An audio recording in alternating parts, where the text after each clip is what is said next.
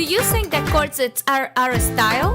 Think again, because the stars are making this fabulous item a must-have in your closet. Any Ari custom corset and bustiers are here to make a unique and versatile Mother Day charm for every size and measured to fit like a glove. You can choose from hundreds of different fabrics and patterns to please your taste. Call or visit Ani Ari today.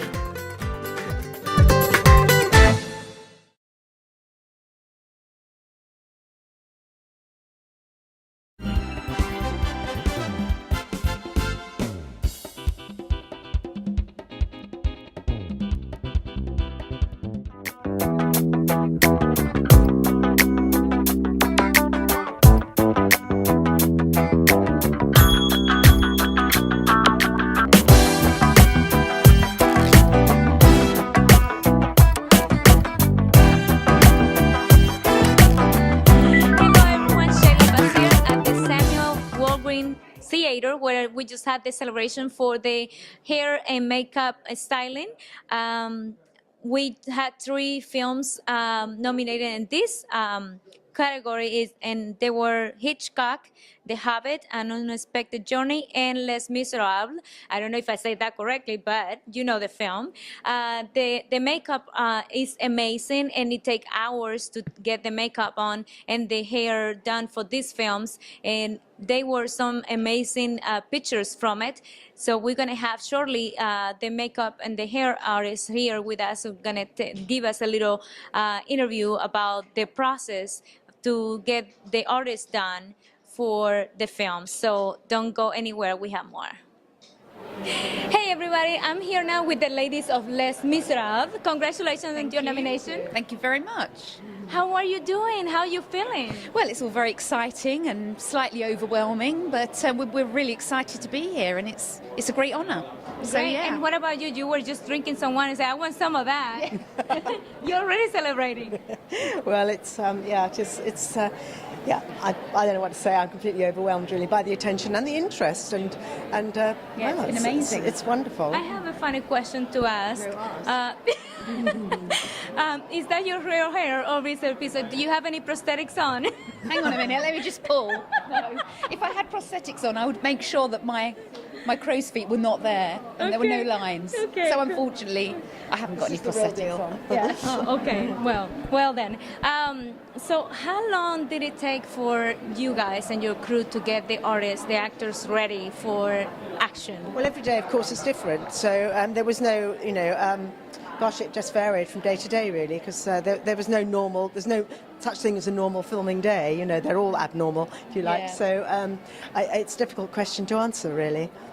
Obviously, we have a huge team. Yeah. There's a big main team, and then I had my wonderful crowd supervisor, Julia Vernon, who had her world as well. So it's an extremely complex thing to actually put together, and I'm overall charge of everything. But then Julie was doing Hugh, and there was which was a whole world on its own as well, and.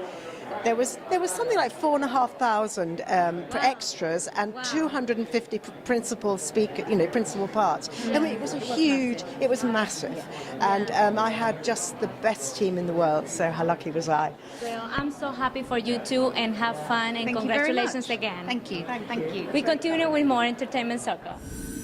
This portion of Entertainment Circle from the Oscars is brought to you by. And now I'm here with the guys of Hitchcock. How are you guys? Congratulations. We're good. Thank you. Yeah, great. Yes, thank you. Great. So tell me about the process of creating the look and get Mr. Hopkins to look like Mr. Hitchcock.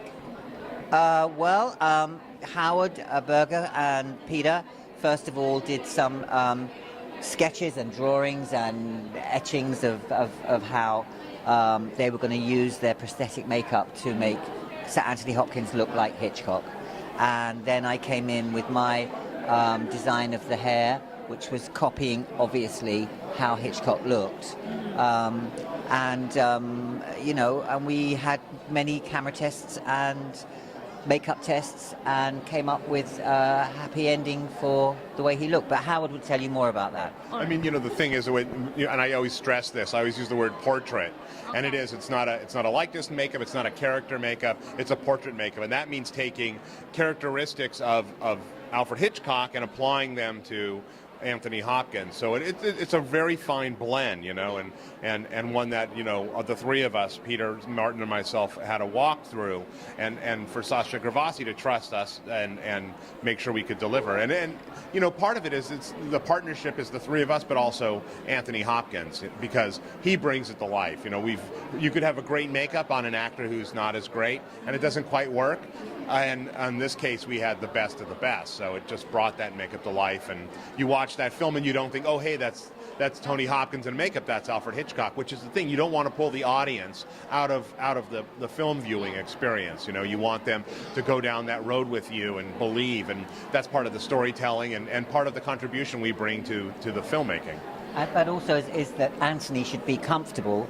Right. In the amount of makeup and the transformation that took place, and that is a clever art to compromise what they do, what we all do, to make him feel comfortable as well, to act every single day for 12 to 14 hours with all that makeup and his head shaved and the rest of it going on, And that's a lot. Yeah. That's a lot. Yeah. Earlier you were talking about doing everything that you could possibly to make him look like Hitchcock, but you didn't want to lose Mr. Hopkins in it. How did you accomplish that? Well, we found that when we did the makeup originally, we thought we'd have to add a lot to him. But once he started to perform, we realized we could lose some of the makeup because we didn't want to hide the fact that it was Anthony Hopkins.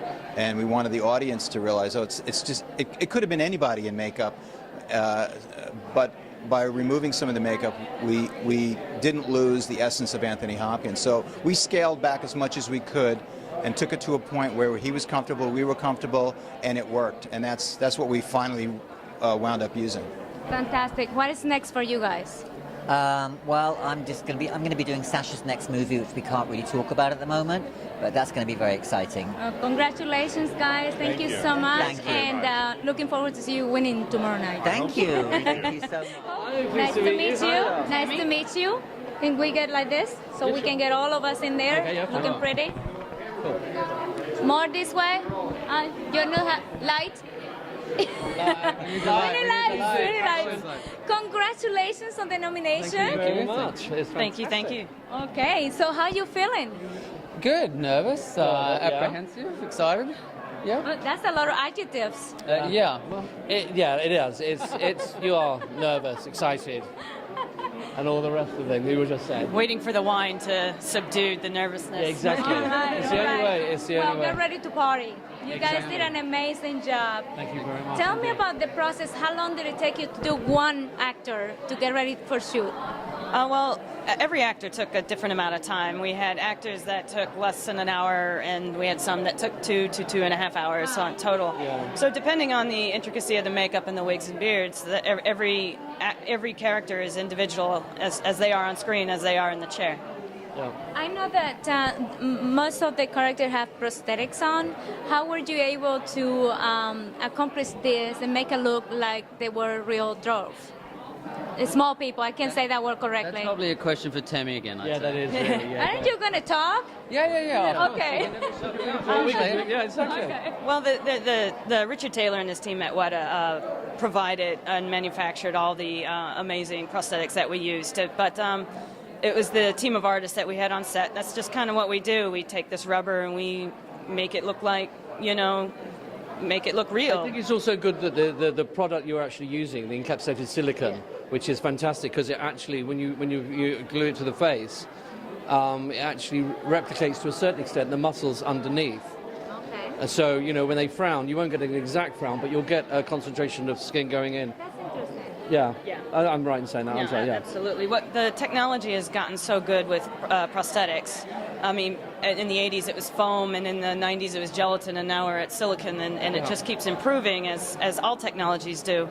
And so with the silicone, it replicates the skin and the translucency of real skin, so you can actually with an artist painting it into the face, that we can actually get the most realistic product that we've ever had to. And also, it's quite weird because when you take it off and you hold them in your hands, it looks like the skin someone's face. Yeah, it's not. It's like it's all floppy in your hands. It's like. Oh. How many pounds of prosthetic do you guys use? Pounds? Yeah. I think we can talk in hundredweights, can't we, or something? Truckloads. Truckloads of stuff. Truckloads. I mean, really. Yeah, actually, yeah. I mean, you think about the number of feet, the hands, the arms, the ears, the faces were one-offs. You know, we had to use a new face every day.